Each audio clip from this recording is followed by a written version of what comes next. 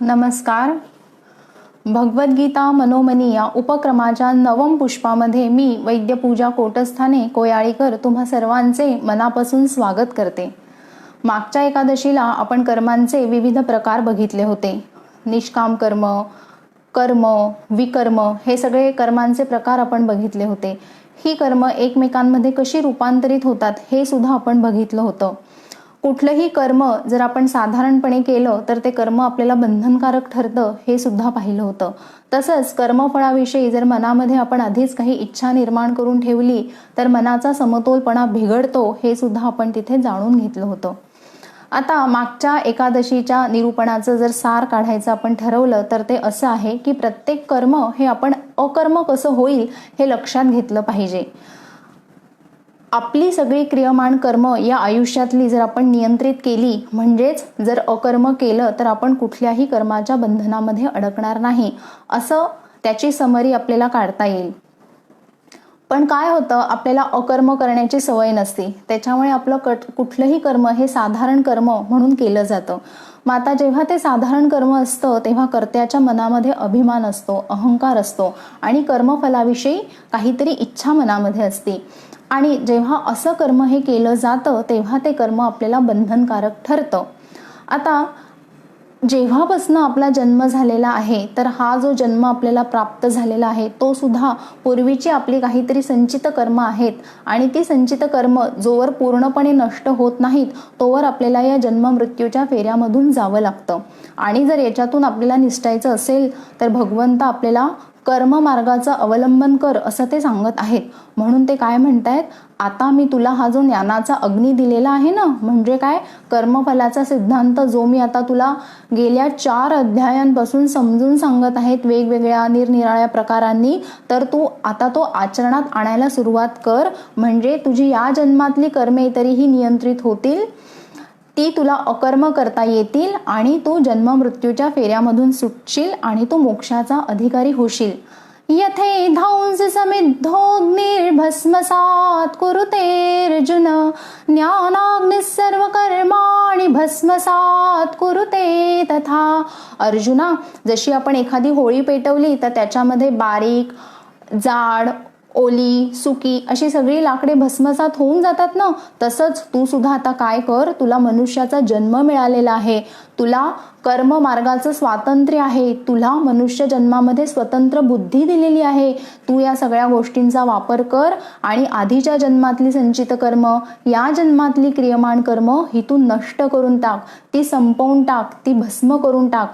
जसं होळी पेटवल्यानंतर सगळी लाकडं ही भस्मीभूत होऊन जातात, तसं तू सुद्धा आता या जन्मामध्ये तुझी सर्व कर्मे ही भस्मीभूत करून टाक, शून्य करून टाक. तुझ्या खात्यामधली सर्व जी कर्मे असतील ना ती एकदम शून्य करून टाक, म्हणजे तू या जन्म मृत्यूच्या फेऱ्यामधून सुटशील असं भगवंत सांगत आहेत की तुम्ही आता अकर्म आचरण करायला सुरुवात करा.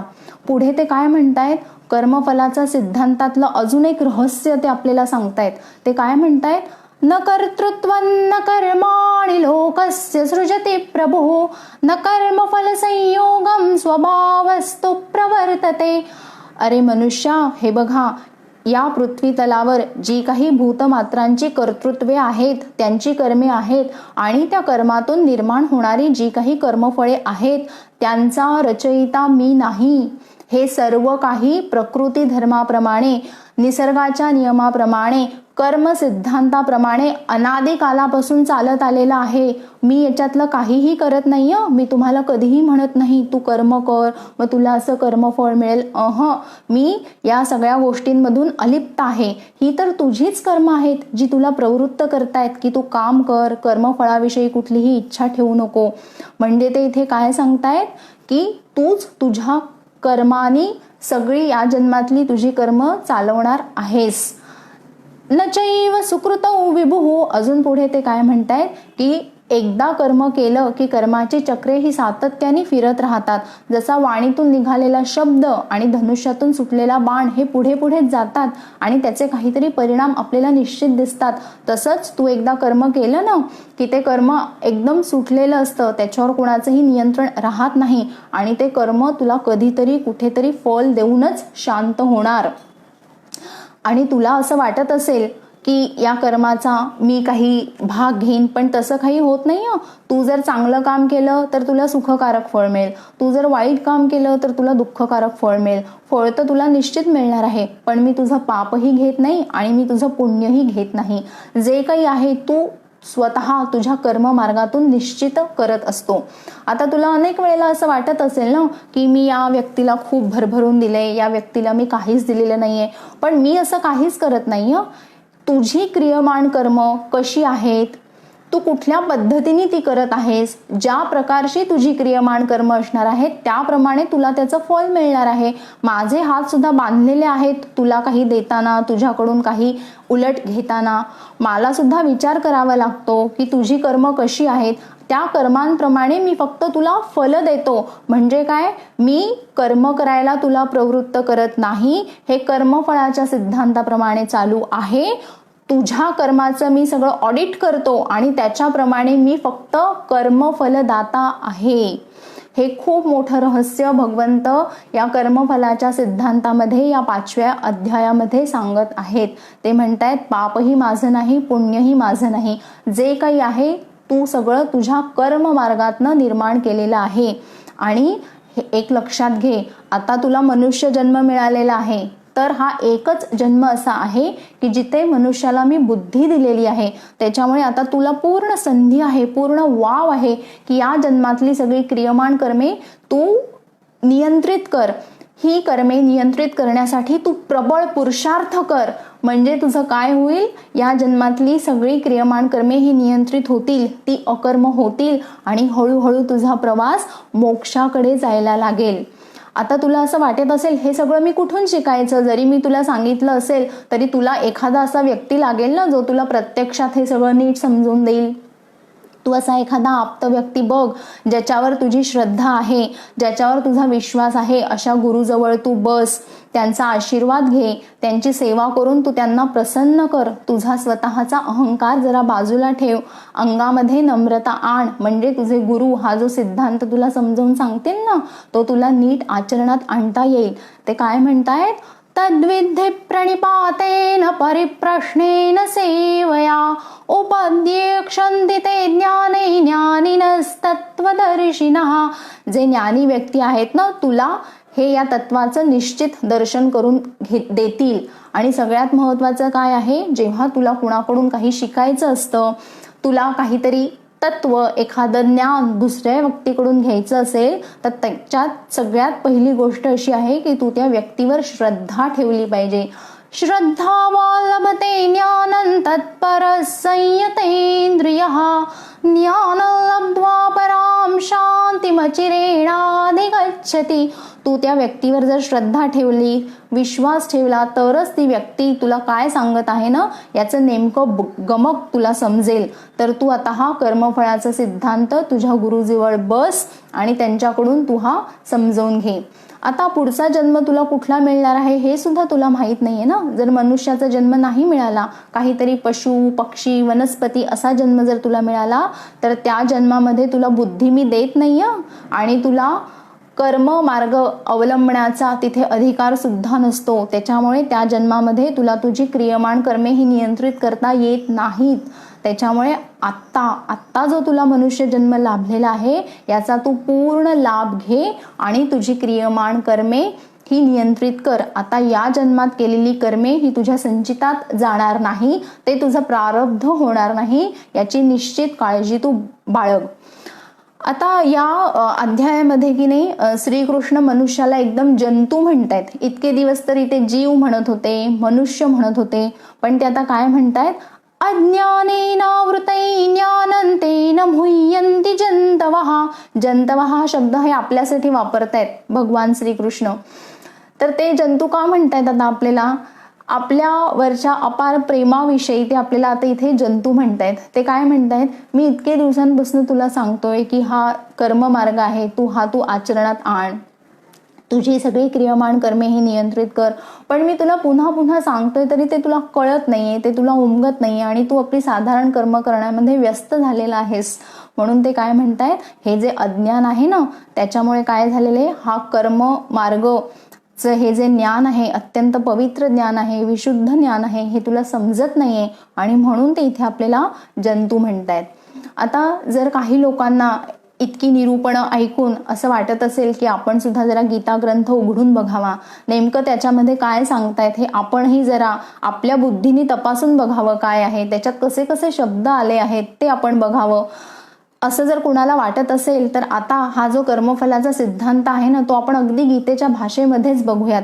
कर्त्याला ते काय म्हणतायत, कर्माला ते काय म्हणतायत, कर्मफळाविषयी ते काय म्हणतायत, कुठले शब्द वापरतायत, हे अगदी आपण गीतेच्या शब्दांमध्येच आज बघणार आहोत. आता आपण कर्ता, कर्म आणि कर्मफळ या एक्सिसवर आपण हा कर्मफलाचा सिद्धांत पुन्हा एकदा बघणार आहोत. आता जेव्हा अकर्म करायचं आहे, म्हणजे मनामध्ये कर्मफळाची कुठलीही इच्छा नाहीये, अहंकाराची कुठलीही भावना नाहीये, असा कर्ता आहे आता इथे. तर तो कर्ता काय म्हणतोय की मी आता निर्मम झालेलो आहे, म्हणजे आता मला कळलेलं आहे की मी काहीही करत नाहीये, माझ्या मनामध्ये कर्म करण्याविषयीचा आता कुठलाही अभिमान नाहीये, निर्मम झालाय. पुढे काय तो झालाय, आता तो निरअहंकार सुद्धा झालेला आहे. आता त्याच्या मनामध्ये कुठलाही अहंकार नाहीये, त्याला असं मुळीच वाटत नाहीये की मीच करतोय. त्याला आता जाणीव झाली की माझी प्रकृती, परमेश्वर यांच्याद्वारे ही कर्मे घडून येत आहेत. निर्मम झालं की आपोआप निरअहंकार झालं, आणि निरअहंकार झालं की आपोआप निर्मम होतं, कारण या दोन्ही गोष्टी एकमेकांवर अवलंबून आहेत ना. मी केलं नाही म्हणल्यावर आपोआप अहंकार कमी झाला, आणि अहंकार कमी झाला की ममत्व कमी झालं. मग आता तोही करत नाहीये आणि अहंकार पण नाहीये, मग आता जे काही कर्म होणार आहे ते कोण करणार आहे. आता कर्म करता शून्य झालं ना पुन्हा, मग आता ते कर्म साहजिकच ईश्वराला अर्पण होणार आहे. मग ते कसं म्हणतात, निर्मम झाला करता, निरअहंकार झाला, मग आता कर्म कुणाकडे गेली ती, मयि सर्वाणि कर्माणि संन्यस्याध्यात्मचेतसा निराशीर निर्ममो भूत्वा युध्यस्व विगतज्वरः. मयि सर्वाणि कर्माणि, मला अर्पण झाली ती कर्म, मला अर्पण झाली, श्रीकृष्णाला अर्पण झाली, म्हणजेच काय झालं, ती ब्रह्माला अर्पण झाली. ब्रह्म अर्पणम असा शब्द आलाय. अजून काय आलाय, ब्रह्मण्याधाय कर्माणि संगं त्यक्त्वा करोति यः लिप्यतेन स पापेन पद्मपत्रमिवांभसा. आता बघा, कर्ता कर्त्याच्या ठिकाणी नाहीये, शरीरानी आहे, मनानी नाही. म्हणजे ती कर्म कुणाला अर्पण झाली, ब्रह्माला अर्पण झाली. मग जेव्हा अशा कर्त्याची कर्मे ही ब्रह्माला अर्पण होतात, तेव्हा ते एक अत्यंत सुंदर उपमा देतायत त्या कर्त्याला. कुणाची उपमा देतायत, कमळाच्या फुलाची उपमा देतायत. कमळाचं फूल जसं कायम पाण्याच्या संपर्कात असतं, पण तरी सुद्धा ते ओलं होत नाही, सतत पाण्याच्या संपर्कात आहेत म्हणून ते कुजत नाही, सडत नाही. तसंच निष्काम कर्मयोगी जो असतो की नाही, तो सतत त्याची रोजची दैनंदिन कामे करत असतो, पण शरीराने करत असतो. त्याचं मन हे अभिमानाने किंवा कर्मफळाच्या इच्छेत कुठेही गुंतलेलं नसतं. त्याच्यामुळे तो कुठल्याही कर्माच्या बंधनामध्ये अडकत नाही, तो अलिप्त राहतो. कमळाच्या फुलाप्रमाणे जसं पाण्यात असल्यानंतर सुद्धा त्याला काही त्या पाण्याचं काही वैर नाहीये, तसंच हा कर्मयोगी सुद्धा आपली सगळी कामे करत असतो, पण तो अगदी त्या बंधनांपासनं, त्या कर्मांपासनं अलिप्त राहतो. हे झालं आता कर्त्याविषयी. आता एकदा कर्मफळाविषयी बघूयात. कर्मफळाविषयी ते काय म्हणतायत, आता कर्ता हा असा झाला ना, आता त्याच्यामध्ये अजिबात अहंकार नाहीये. अहंकार तुम्हाला समजला ना, अहंकार गेल्यावर कर्ता हा परमेश्वराच्या ठिकाणी कसा लीन होतो. पुन्हा एकदा बघूयात. आता बघा, आपण लिंबाचं सरबत करतो. लिंबाचं सरबत, अहंकार, दोन गोष्टी एकमेकांपासून वेगळ्या होतात, त्या पृथक होतात. पण जेव्हा लिंबाचं सरबत एकत्रित तयार होतं तेव्हा काय होतं, लिंबाचा रस पाण्यामध्ये मिसळून जातो, साखर पाण्यामध्ये विरघळती, मीठ पण पाण्यामध्ये विरघळतं. मग आता काय झालं, आहे का यांचा अहंकार कुठे वेगवेगळा नाहीये ना, सगळ्यांनी त्यांचे अहंकार सोडून दिले आणि म्हणून ते पाण्याबरोबर एकरूप झाले. तसंच या कर्त्याचं होतं, त्याचा अहंकार सगळा निघून जातो आणि मग कर्ता च्या ठिकाणी परमेश्वर येतो, म्हणजे परमेश्वर त्या कर्त्याला रिप्लेस करायला लागतो. म्हणून हा अहंकार बाजूला जायला पाहिजे निष्काम कर्मयोगामध्ये. आता कर्मफळाच्या ठिकाणी ते काय म्हणतायत, दुसऱ्या अध्यायापासून ते सांगतायत की तू कर्मफळाच्या ठिकाणी इच्छा ठेवू नको. सुख दुःखे समे कृत्वा लाभा लाभौ जया जयौ ततो युद्धाय युज्यस्व नैवं पापमवाप्स्यसि. आता बघा, हा निष्काम कर्मयोग तुम्हाला समजायला लागलाय, तर आता मी काय बोलते हे तुम्हाला अधिक व्यवस्थित कळेल. सुख, दुःख, लाभ, हानी, जय, पराजय, यश, अपयश अशा ऑप्शन्समध्ये तू तुझं मन गुंतवून उभे सुकृत दुष्कृते. सुकृत होऊ देत, चांगलं होऊ देत, दुष्कृत होऊ देत, वाईट होऊ देत, पण तू मात्र तटस्थ राहा. न प्रवृषेत प्रियं प्राप्य नो द्विजेत प्राप्य च प्रियं स्थिरबुद्धिरसम्मूढो ब्रह्मविद् ब्रह्मणे स्थितः. तुझ्या मनासारखी एखादी प्रिय घटना घडेल, तुझ्या मनासारखी एखादी प्रिय घटना घडणार नाही, काहीतरी अप्रिय घडेल, पण काय, तू जेव्हा असा निर्मम निरहंकार करता होशील आणि जेव्हा कर्मफळाच्या ठिकाणी तुझी कुठली इच्छा नसेल ना, तेव्हा या द्वंद्वाचा तुझ्या मनावर काहीही परिणाम होणार नाही. कितीही ऑप्शन्स येऊ देत तुझ्या कर्मफळाच्या पुढे, पण या ऑप्शन्समध्ये तुझं मन अजिबात गुंतणार नाही. अजून पुढे ते काय म्हणतायत, त्यक्त्वा कर्मफला संगं नित्यतृप्तो निराश्रयः कर्मण्यभिप्रवृत्तोऽपि नैव किंचित् करोति सः. त्यक्त्वा कर्मफला संगं, तू त्याग कर. त्यक्त्वा म्हणजे काय, तू सोडून दे, तू त्याग कर. कशाचा त्याग कर? कर्मफलांविषयी ज्या काही तुझ्या आकांक्षा आहेत ना, तू त्याचा त्याग कर. आणि कसा हो, नित्य तृप्त हो, स्वतःच्या ठिकाणी संतुष्ट हो आणि तू तुझं काम कर. निराश्रयी हो, कुणाचा आश्रय घेऊ नकोस, या कर्मफळाचा अजिबात आश्रय घेऊ नकोस, म्हणजे तुझं काम हे एकदम व्यवस्थित होईल. अजून ते काय म्हणतायत, काम संकल्प वर्जिताः. कर्मफळाविषयी अनंत इच्छा ज्या मनामध्ये उमटतात त्यांच्यामध्ये सुद्धा तू गुंतू नकोस. आता हे जे आपण सगळं पाहिलं ना, या दोन दोनच्या जोड्या या काय आहेत, हे सगळे ऑप्शन्स आहेत की जे आपल्या मनामध्ये निर्माण होत असतात आपण कुठलंही काम करायला लागल्यावर. तर भगवंत म्हणतायत, काम करायला लागल्यावर तू या ऑप्शन्सकडे अजिबात बघू नकोस. तू आधी करता असा हो आणि कर्मफळाविषयीचे हे जे काही ऑप्शन्स आहेत, हे जे काही विकल्प आहेत, त्याच्यामध्ये तू तुझं मन गुंतवू नकोस. म्हणजे आता करताचा हा एक्सेस पाहून झाला, कर्मफळाचा एक्सेस पाहिला, मग आता मधी काय होतंय ते बघूयात. आता कर्म कसं होणार आहे, योगः कर्मसु कौशलम. म्हणजे काय होणार आहे, तो करता अत्यंत कुशलतेने तो त्याचं काम करणार आहे. मग जेव्हा कुठलेही काम कुशलतेने होतं तेव्हा त्याला गीतेच्या भाषेमध्ये योग म्हणतात. योग म्हणजे आपल्याला जे नेहमी वाटतं की कुठेतरी ध्यान धारणा केलेली आहे, तर हा करता आता चालता बोलता असून त्याचं काम कुशलतेने करून योग साध्य करणार आहे. किती व्यावहारिक, किती प्रॅक्टिकल व्याख्या केली आहे योगाची गीतेमध्ये बघा तुम्ही. पुढे अजून ते काय म्हणतात, समत्वयी योग उच्यते. जेव्हा तू असं बॅलन्स्ड राहून, मन स्थिर ठेवून, कुठल्याही गोष्टीमध्ये डिस्ट्रॅक्शन्स न ठेवता जेव्हा तू तुझं कर्म करशील ना, तेव्हा ते अत्यंत उत्तुंग काम पार पडेल, कारण तुझ्या मनाचं समत्व आता तिथं टिकलेलं आहे. म्हणजे बघा, योगाच्या किती सुंदर व्याख्या त्यांनी सांगितल्या आहेत. एकतर योगः कर्मसु कौशलम आणि समत्वयी योग उच्यते. पुन्हा ते तिसऱ्यांनी काय म्हणतायत, तस्मादसक्त सततं कार्यं कर्म समाचर. म्हणून तू काय कर, तुझं काम हे सदैव, तुझं काम हे चालू ठेव, बाकी तू कशाचीही चिंता करू नकोस. जेव्हा तू करता होणार नाहीस, कर्मफळाविषयी तुझी कुठेही इच्छा राहणार नाही आणि या पद्धतीने तू काम करशील ना, तेव्हाच मग मी तुझी जबाबदारी घेणार. पण तू साधारण कर्म करशील तर मग मी तुला सांगितलेले, तूच तुझं पाप बघायचं आणि तूच तुझं पुण्य बघायचं, मग मला मध्ये घ्यायचं नाही. पण मी सांगितलं आहे तसं तू जर फॉलो करशील तर मग मी तुझी जबाबदारी घेणार, हे ते आपल्याला निश्चित सांगतायत. कसं म्हणतायत ते, योगयुक्तो विशुद्धात्मा विजितात्मा जितेंद्रियः सर्वभूतात्मा भूतात्मा कुर्वन्नपि न लिप्यते. जेव्हा तू मनाची समत्व स्थिती टिकवून, तुझ्या इंद्रियांवर नियंत्रण मिळवून, स्वतःवर कंट्रोल ठेवत तुझं काम हे अगदी छान पार पाडशील, तेव्हा मग मी तुझी जबाबदारी घेईन. कारण तेव्हा तू तुझ्या कर्माच्या बंधनामध्ये अडकणार नाही ना. मग आता कुठलंही बंधन नाहीये म्हणल्यावर मग मी तुझी जबाबदारी घेईन. पण एकदा तू तुझ्या भोवती ते कुंपण निर्माण केलं कर्मातनं की मग मात्र मी तिथे काहीच करू शकत नाही. तुझं जसं कर्म असेल तसं मला फळ द्यावं लागतं. मग त्याच्यात मला काहीच करता येत नाही. बेरीज, वजाबाकी, गुणाकार, भागाकार. तुला असं वाटत असेल की माझ्या हातून आज 2 वाईट कर्म झाली आहेत, मग आता 4 चांगली कामं करून टाकू म्हणजे मग भगवंत आपल्याला वाचवायला येतील, तर तसं काही होणार नाही. या कर्मफलाच्या सिद्धांताप्रमाणे बेरीज वजाबाकी गुणाकार भागाकार काही नाही. कर्म आणि त्याचं फळ, कर्म आणि त्याचं फळ. तू 2 वाईट कामं केली तर तुला काहीतरी वाईट भोगावं लागणार. तू 4 चांगली कामं केली तर तुला तशी चांगली फळं मिळतील. पण त्या 4तनं 2 वजा अजिबात होणार नाहीत. त्याच्यामुळे मी फक्त आणि फक्त कर्मफलदाता आहे. बाकी तुझी जबाबदारी ही तुझ्या कर्मातनं तू निर्माण करणार आहेस.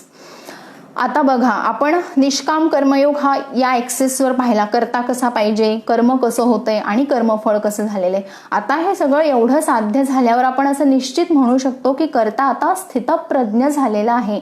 म्हणजे त्याची बुद्धी आता ही निश्चित स्थिरावलेली आहे. ज्या कर्त्याच्या मनामध्ये कर्मफळाविषयी कुठलीही इच्छा राहत नाही, कुठलीही कामना राहत नाही आणि तो फक्त स्वतःचं कर्म करण्यामध्ये जेव्हा संतुष्ट होतो तेव्हा त्याला काय म्हणतात, स्थितप्रज्ञ कर्ता.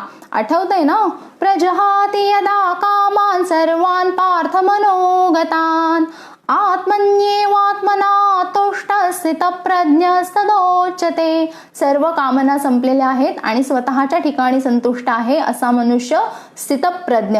म्हणजे आता निष्काम कर्म करणारा माणूस हा कसा झालेला आहे, स्थितप्रज्ञ झालेला आहे. आता बघा, एक माणूस पोहत असतो आणि एक माणूस पाण्यामध्ये बुडत असतो. पाणी आता हे सारखं राहिलेलं आहे, पण जो बुडणारा मनुष्य असतो ना, त्याला माहित नसतं की कसं पोहायचं आहे, तर त्याच्या अधिकच हालचाली होतात त्याच्या हातापायांच्या, किंवा तो अधिकाधिक ओरडतो. जो पोहणारा मनुष्य असतो त्याला नेमकं माहीत असतं कसं पोहायचंय, त्याच्यामुळे त्याच्याही हालचाली होतात हातापायांच्या, पण त्या अत्यंत नियंत्रित आणि संयत असतात. असा नेमकेपणा आता त्या कर्त्यामध्ये यायला लागलेला आहे. त्याला माहिती आहे की नेमकं कर्म कसं करायचं, इकडे भरकटायचं नाही, तिकडे भरकटायचं नाही.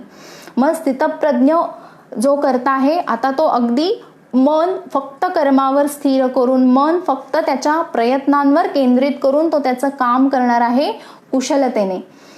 मग आता हा स्थितप्रज्ञ करता झालेला आहे, तर ही अवस्था येण्यासाठी त्याला कोणीतरी मदत केली आहे ना. कुणी केली ती मदत, त्यांचा खूप मोलाचा वाटा आहे. पण आपण या कर्मफळाचा सिद्धांत झाल्यापासून की नाही त्यांना विसरूनच गेलेलो आहोत.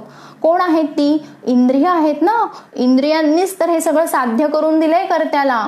कारण 2-3 अध्यायामध्ये इंद्रिय ही सतत विषयांमध्ये गुरफटत होती आणि नको असलेल्या गोष्टी सुद्धा सतत मनाला येऊन पुरवत होती. त्याच्यामुळे मन सारखं ते इंद्रियांबरोबर बाहेर फिरायला जायचं. आठवतंय ना, ते वारं यायचं जोर जोरात आणि मग ती नाव त्याच्या मागे पळायला लागायची. तसंच मनाचं व्हायचं. ही 5 ज्ञानेंद्रिय सगळी शरीराच्या देहावर बसलेली आहेत आणि विषयाला की पुरव मनाला आणि चल मनात, चल बाहेर माझ्या बरोबर, असं करतात. त्याच्यामुळे मनाला स्थिर राहायला काही हेच नाहीये ना. पण आता इथे काय झालेलं आहे, इंद्रियांना सुद्धा कळलेलं आहे की कर्मयोग जर करायचं असेल तर आपल्याला सुद्धा नियंत्रणात राहावं लागेल. आता ती कासवासारखी झालेली आहेत. म्हणजे ते तेवढेच विषय मनाला पुरवतात जेवढे देहाच्या धारणेसाठी गरजेचे आहेत. आपल्या देहाचं रक्षण होईल, आपलं आरोग्य चांगलं राहील, आपलं नीट संरक्षण होईल, याच्यासाठी जे काही विषय आहेत तेवढेच विषय आता ते मनाला पुरवतायत. त्याच्यामुळे आता मनाचा लोड पण जरा कमी झालेला आहे. नाहीतर याच्या आधी काय व्हायचं, हे इंद्रिय ते इंद्रिय, हे इंद्रिय ते इंद्रिय, अनेक विषय सतत मनाला पुरवत राहायचे. त्याच्यामुळे मन सतत गुरफटलेलं राहायचं आणि त्याच्यावर सुद्धा खूप कामाचा ताण यायचा. हा विषय आला तर आता काय करायचं, इकडून हे आलंय तर काय करायचं, सतत त्याची आपली बेरीज वजाबाकी चालू राहायची. पण आता काय झालंय, ही इंद्रिय जरा संयत झालेली आहेत, कासवासारखी झालेली आहेत. त्यांनी त्यांचं जरा अंग आवरून घेतलेलं आहे. त्याच्यामुळे आता इंद्रिय सुद्धा मनाला त्रास देत नाहीयेत. आता लक्षात येतंय ना शरीराची अवस्था कशी व्हायला लागलेली आहे. सगळी शारीरिक पातळीवर कर्म अगदी सुखेनैव चाललेली आहेत, पण मन मात्र सगळीकडून विभक्त आहे. मन फक्त कर्मावर केंद्रित आहेत आणि या मनाला आता डिस्टर्ब करण्यासाठी इंद्रिय सुद्धा त्याला काहीही करत नाहीयेत. इंद्रिय सुद्धा आता खूप शहाणी झालेली आहेत. इंद्रियांचे जे काही राग द्वेष आहेत ते सुद्धा आता नियंत्रणात यायला लागलेले आहेत. त्याच्यामुळे बघा आता मनाचं काय झालेलं आहे, त्याला कळलेलं आहे कर्त्याकडे गेलं तर अहंकार, कर्मफळाकडे गेलं तर अनेक विकल्प, अनेक ऑप्शन्स, पुन्हा काहीतरी त्रास व्हायला लागतो. इंद्रियांकडे गेलो तर इंद्रियच इतकी चंचल आहेत की सतत मला ते बाहेर फिरायला घेऊन जातात. मग मला देहामध्ये स्थिर राहताच येत नाहीत ना. त्याच्यामुळे मनाला आता कळलंय कर्त्याकडे गेला तरी उपयोग नाहीये, कर्मफळाकडे गेला तरी उपयोग नाहीये आणि इंद्रियांकडे गेलं तरी उपयोग नाहीये. मग आता मन एकटं पडलंय. पण आता ते जरी एकटं पडलेलं असलं ना तरी ते आता शांत आहे, समाधानी आहे, सुखी आहे, कारण त्याच्यावर कर्त्याकडून कुठलाही ताण नाहीये, दडपण नाहीये, कर्मफळाचंही कुठलं दडपण नाहीये. आणि म्हणून आता त्याची स्थिती कशी झाली, समत्वयी योग उच्यते, अत्यंत स्थिर, शांत, शुद्ध, पवित्र असं त्याचं मन आता झालेलं आहे. मग आता कर्म मार्गाचं अवलंबन करत असताना तुम्ही बघा मनाला किती छान ट्रेनिंग मिळते, मनाचं किती छान कंडिशनिंग होते. कारण आता मनाला हळूहळू कळायला लागलेलं आहे की आपलं काम करण्यामध्येच आणि त्यामध्ये संतुष्ट राहण्यामध्येच खरं समाधान, खरं सुख आणि खरी शांती आहे. कशाला उगाच मी करतोय करायचं आणि पुन्हा त्या कर्मफळाकडे जाऊन भरकटत बसायचं. मग आता हे जे जरा समजूतदार मन झालेलं आहे ना, कशामुळे झाले ते समजूतदार, सतत या कर्मयोगाची तो आता प्रॅक्टिस करायला लागलेला आहे. आपलं प्रत्येक कर्म कसं अकर्म करता येईल हे त्याला जरा उमजायला लागलेलं आहे आणि त्या दिशेने आता ते प्रयत्न करायला लागले. मग असा आता हे जे मन शुद्ध झालंय, पवित्र झालंय, स्थिर झालेलं आहे, शांत झालेलं आहे, सुखी झालेलं आहे, त्याला आता वेगळ्या गोष्टीची आस लागलेली आहे.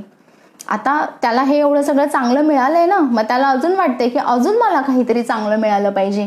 मग आता या अशा शुद्ध मनामध्ये काय तयार होतंय, 2 नवीन गुण विकसित होत आहेत. आता या मनामध्ये कुठले गुण विकसित होत आहेत, सर्व भूतात्मा म्हणजे काय, आपण स्वतः जसे स्वतःविषयी दक्ष असतो, आपण स्वतः बरोबर जसा व्यवहार करतो तसा व्यवहार आपण इतरांबरोबर करतो का, हे आपण आत्मपरीक्षण करून बघायचे. पण आपलं मन जर अगदी शुद्ध असेल, पवित्र असेल, तर आपण स्वतः बरोबर जसा व्यवहार करतो ना तसाच व्यवहार आपण दुसऱ्यांबरोबर सुद्धा करायला लागतो.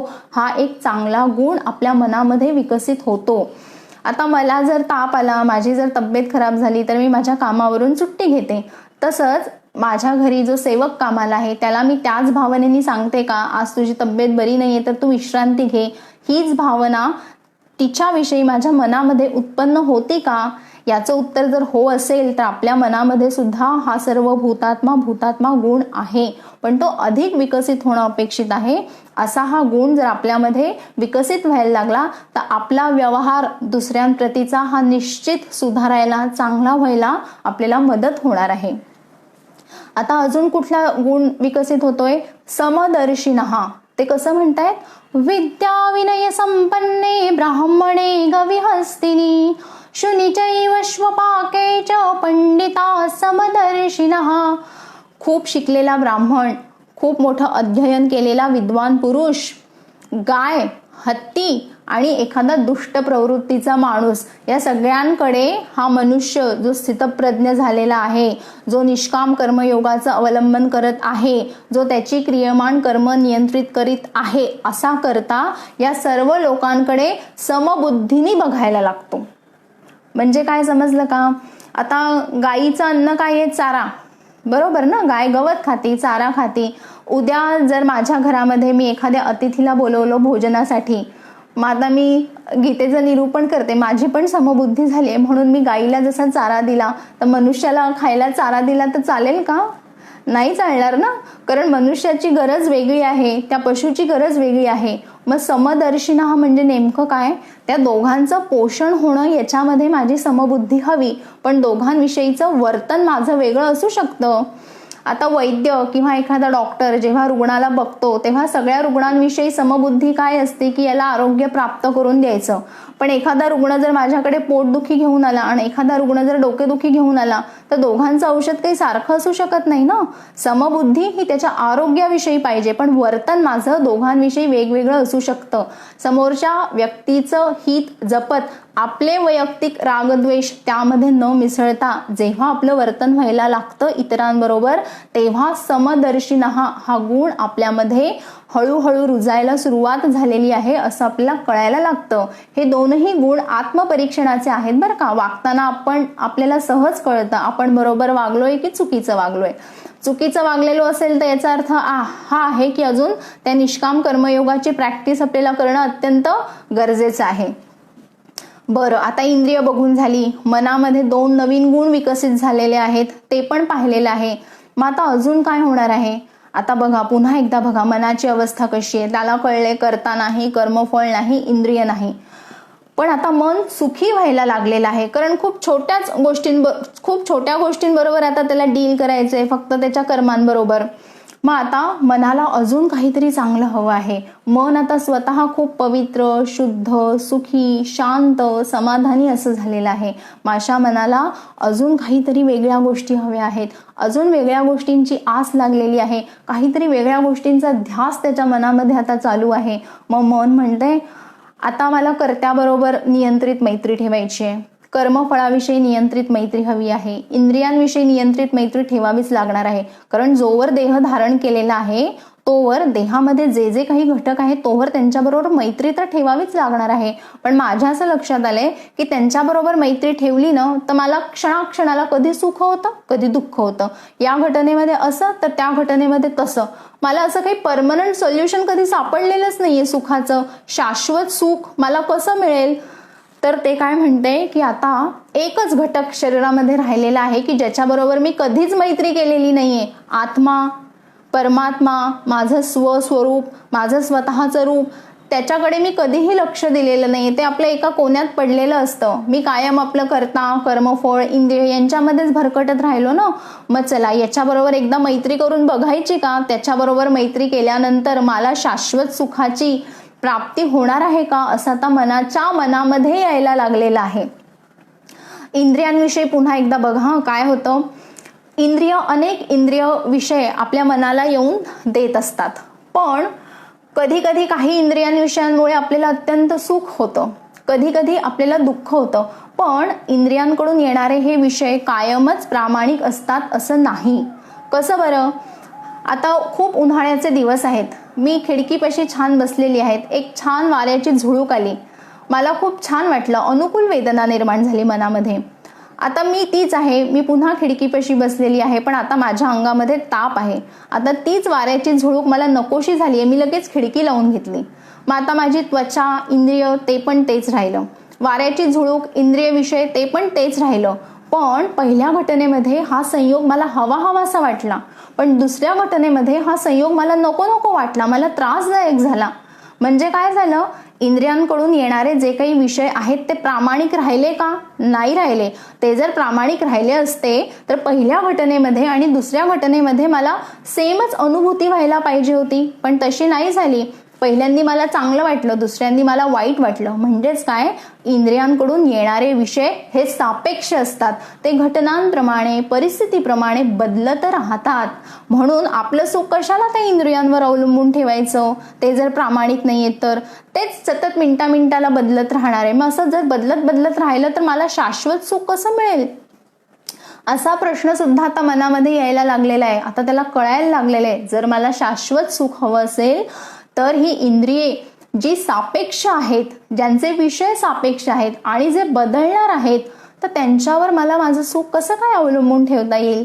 आता इतके दिवस आई वडिलांना असं वाटायचं की मुलांनी मोबाईल बघू नाही, त्यांनी डोळे खराब होतात, मुलं वेगवेगळ्या बैठक स्थितीमध्ये बसतात, पाठीच्या कण्याला बाक येते, तर तेव्हा तो संयोग वाईट होता. पण आता काय झालंय? शाळाच ऑनलाईन झाली, त्याच्यामुळे आई वडीलच आता ही यंत्रणा सज्ज करून देतात मुलांना, ये बस, लॅपटॉप समोर बस, अभ्यास कर. आता काय झालं? मुलं पण तीच राहिली, त्यांचे डोळे पण तेच राहिले, मोबाईलची स्क्रीन, इंद्रिय विषय हे पण तेच राहिलं ना. पण आधी तो संयोग वाईट होता, आता तो तेवढा वाईट नाही राहिलेला, कारण आता ते शिक्षणाचं माध्यम झालेलं आहे. म्हणजेच काय झालं? राहिलं काय पुन्हा प्रामाणिक? नाही राहिलं.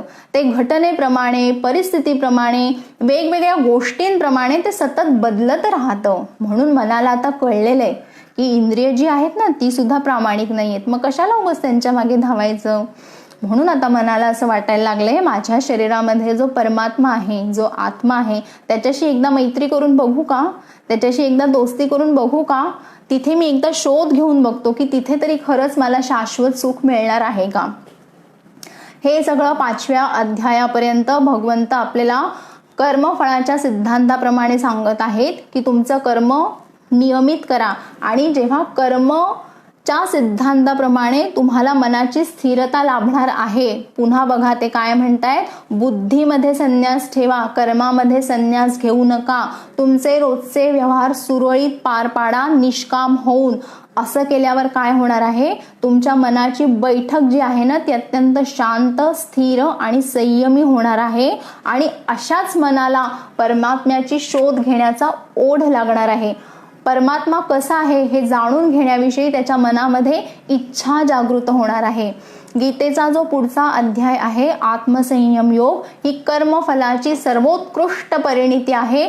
कर्म मार्गातूनच भगवंताचा शोध कसा घ्यायचा आहे हे आपण आता पुढच्या निरूपणामध्ये बघणार आहोत.